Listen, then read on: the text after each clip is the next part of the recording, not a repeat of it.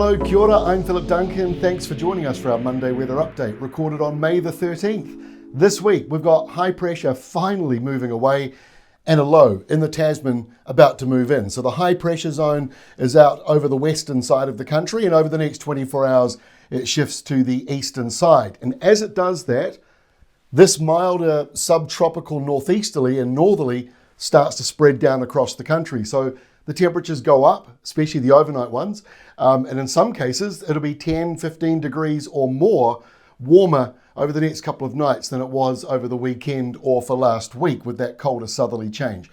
This low is maybe one of two coming in over the next week and a bit. So this could be bringing some rain into dry parts of the country. Believe it or not, even though at this time of the year when things feel kind of wet and damp outside, a lot of regions still need some proper rain to move through. So this is how we look at midnight tonight. We've got the low pressure zone out here right over the top of Lord Howe Island. Over the top of the North Island of New Zealand, we've got high pressure. The next 48 hours look like this as we go through Tuesday and Wednesday. In comes that low. Looks like it'll cross through Cook Strait or the lower North Island, and it brings with it patches of rain and showers around the North Island with this front, and a little bit of wet weather for the upper South Island. At the other end of the country, westerly winds are coming back, not overly strong, but just south of the country they are, and that will drive in a slightly milder airflow for you as well. Temperatures, ignore the main centres, just focus on the numbers. As you can see, they are going up from where they were the other week. So we've got a few double digits in here now, here and there, and we're also seeing +5, +6, not -5 or -6. Now, as we go through Tuesday itself, lunchtime, the high, as we said, out to the east, and now that subtropical flow starting to come down, merging with the westerly coming out of Tasmania. And so you end up with a fairly mild setup, slightly warmer mornings, obviously, as we just showed you, and the afternoon temperatures as well. They'll be pleasant in a number of places, but it will still be a bit cloudy in the west, especially here in the South Island where you will see a couple of showers, and you can see one or two isolated ones maybe still lingering in the north. Then on Wednesday, in comes the low. Not a storm, but it is the first low we've seen in a while coming in across the North Island. The rain will be patchy and broken up. It's a weak system in the first place. Add on top of that, the mountains and the ranges, they kind of break the clouds up even more. And so you'll have to track those rainfall totals. The ones we've got on our website, they update every hour, the rainfall totals. And sometimes you'll see it moving around a bit. And when it does that, it's because the rain clouds are broken up, fractured, and then running into the mountains and ranges as the low comes in. A little bit of wet weather for the South Island, not much though, mostly dry for you.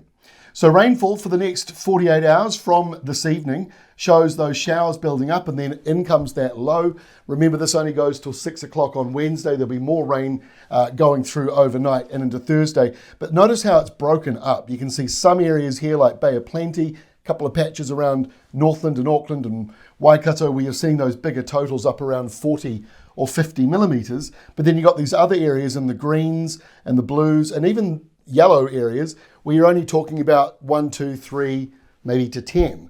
So it's broken up as it moves through. Same story over the South Island. It looks like at this stage you get kind of clipped by it. There could be 50 or 60 millimetres here around Takaka, Golden Bay area. But this is not 100% locked in because the centre of that low, that matters, where it exactly tracks as it crosses over. So still a bit of a question mark, but it's good to see some wet weather coming into the regions that do need it the most.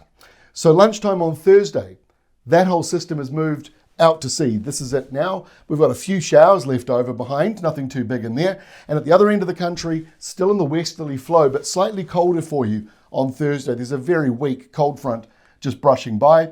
And then on Friday, things warm back up again. High pressure rolls back in. And so colder nights around the North Island, but still fairly mild in the south with a windy west to northwesterly coming through. Another cold front that's coming into Tasmania on Friday, but it takes until Saturday to come into the New Zealand area. So rain in the southwestern corner, a few showers or patchy rain spreading over into Southland, Otago, South Canterbury. I think you're on the borderline, but you might get it later on into Saturday afternoon. Dry almost everywhere else, but the northeasterly flow, which once again is subtropical, means that the north of the country will be milder, a little cloudy, and a couple of light showers in there as well. And our final map for Sunday shows Low number 2 on the way within a week.